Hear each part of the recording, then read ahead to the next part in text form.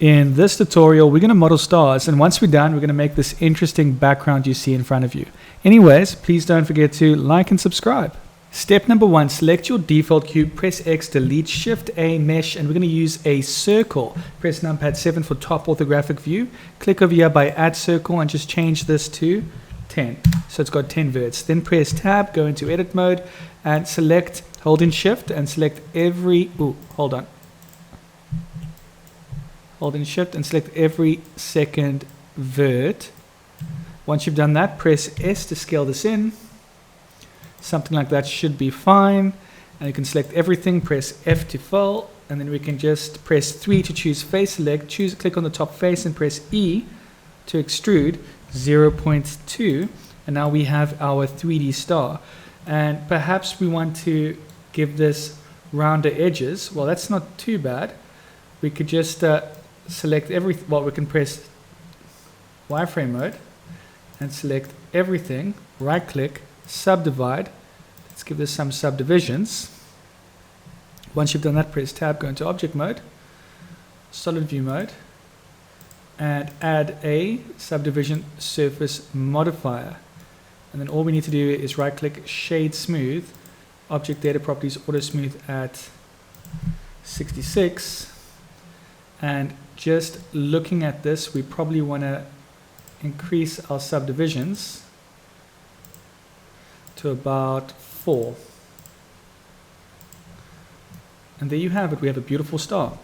And obviously, if you want to press rotate this on the x-axis 90 degrees, rotate this on the current axis 180 degrees, so the top part is at the top.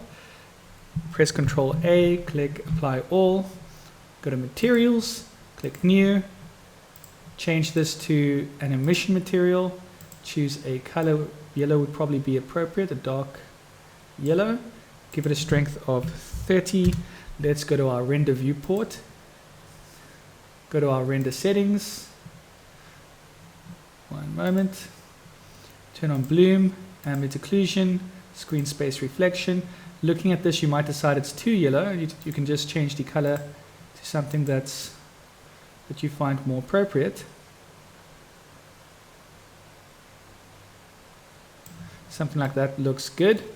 And then we can go to our world, and we could make this completely black, but if you want to use an HDRI, you can. I'm going to use an HDRI image. In fact, I'm just going to use an image I have of the Milky Way. Downloads. Let's find it, if I can find it.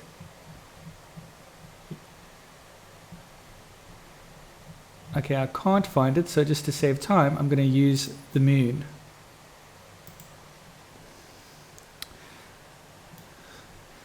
And obviously you can just duplicate this a few times. We can just press G, or we can just press Shift D to duplicate this. And we can just press S to scale this, and we can create an interesting scene by pressing Shift D and just playing with this a little bit. Shift D again. And just like that, we're creating a beautiful,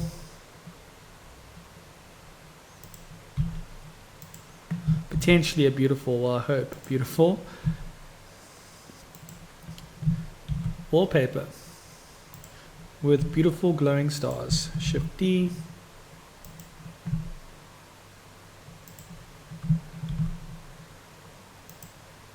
Let's see how the camera sees it. You know what, that's good enough for the camera. Perhaps we can select this, press G, Z, and just bring it down to about there.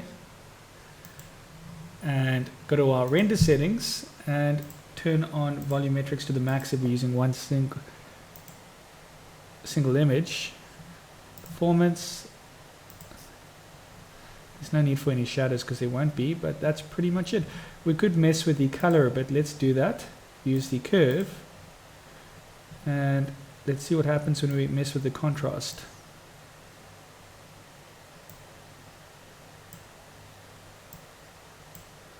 Get some interesting looks. If you mess this up, you can always just press over here and click reset value.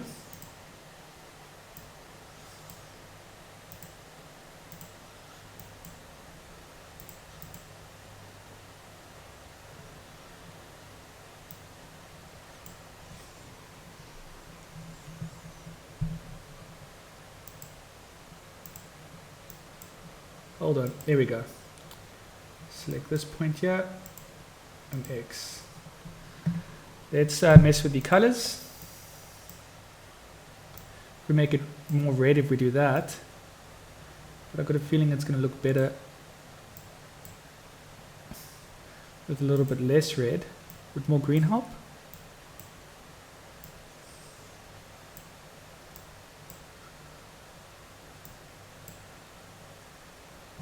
Maybe more blue. That's interesting. I quite like that. And there we go.